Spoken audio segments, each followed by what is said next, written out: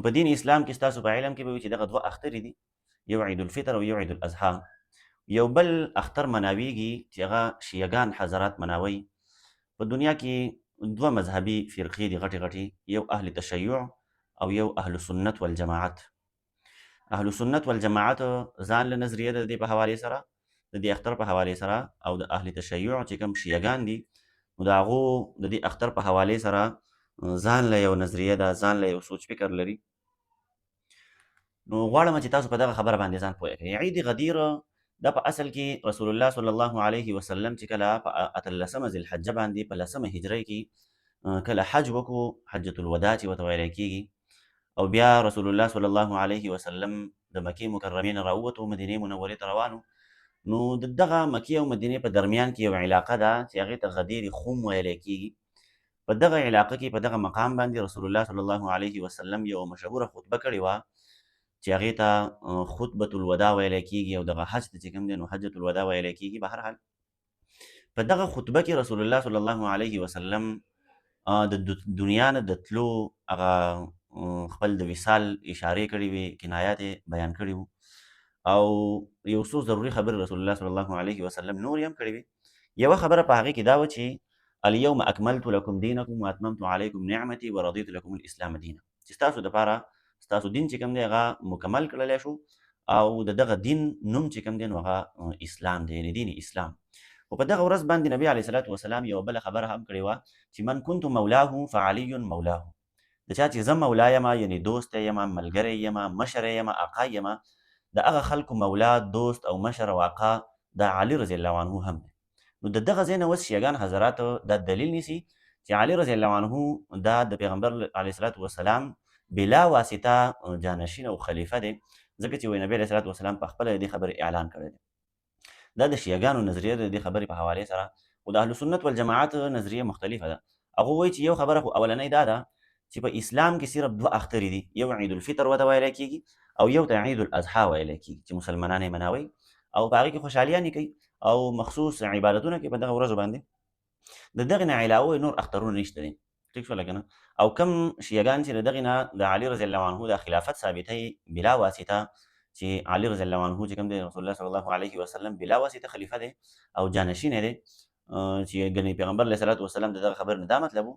نو دې خبرې په جواب کې اهل سنت والجماعت وایي چې د نبي علیه صلات وسلام د دغه وینا نه چې من کنت مولاه فعلی مولاه، د دغه خبرې نه څه سیاسي جانشیني او څه مشري دا مقصد نه و، بلکې هغه خلک چې د علي رضی الله عنه متعلق په زړونو کې شکوک او شبهات، نو د هغو هغه شکوک او شبهات لرې کول، یا هغه خلک چې د علي رضی الله عنه دشمنانو، نو هغه خلکو ته یو قسم له جواب ورکولو چې د علي رضی الله عنه په دین اسلام کې او د رسول الله صلی الله علیه وسلم په نظر کې کم حیثیت دی.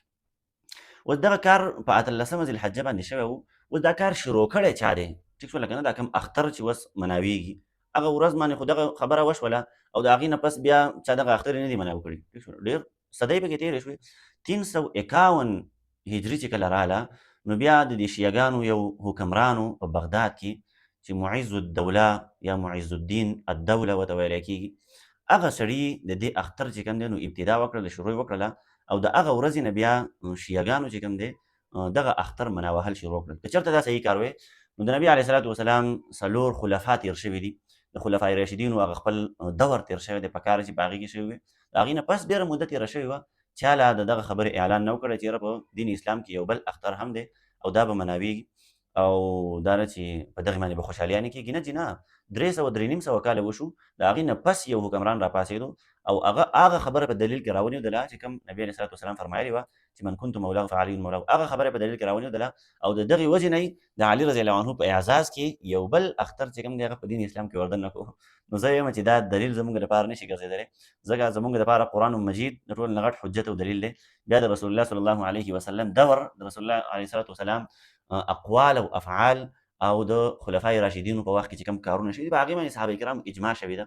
نو دغه اجماع او دغه قرآن او دغه حدیث د پیغمبر پاک صلی الله علیه وسلم دا زموږ لپاره حجت ګرځېدلی شي. دا که تاسو وګورئ نو په حقیقت کې یو لوی اقدام کول دي چې یاره په دین اسلام کې یو نوې خبره رایجه شوله، او نبي علیه صلات وسلام دې متعلق فرمایلی دي چې ګورئ په دین اسلام کې چا یو داسې خبره په موږ پسې وتړله یا یو داسې خبره یې رایجه کړله چې هغه زمونږ له طرف نه نه او مونږ ته نسبت کوي په دروغ باندې، نو دغه خبره چې کومه ده مردوده ده. ټیک شول کنه. او د قیامت په ورځ باندې داسې خلکو حساب کتاب چې کوم دی نو هغه د دروغجنو سره کیږي، دوی به شمار د دروغجنو سره کیږي، او هغه دروغجن هغه کاذبین چې کوم په پیغمبرانو باندې دروغ تړلي، یعنی د مکې د کافرانو سره. ټیک شول کنه. د مکې د کافرانو سره به دغه خلکو چې کوم دی نو هغه حشر نشر کیږي. نو بهرحال د دې نه ځان ساتل پکار دي. زمونږ پښتنه معاشره کې خو زه یم که دغه خبره نو کم از کم به ځکه شیعهګان به دلته ډېر کم کوځي، خو خاص کر د پنجاب سایډونو ته او نور په ایران کې دغه علاقو طرف ته دا خلک په مخصوصه طریقه باندې دغه اختر مناوي. نو بهرحال د دې شرعي حیثیت څه دغسې دی چې په دین اسلام کې دغه دوو اخترو نه علاوه بل یو اختر نشته دی.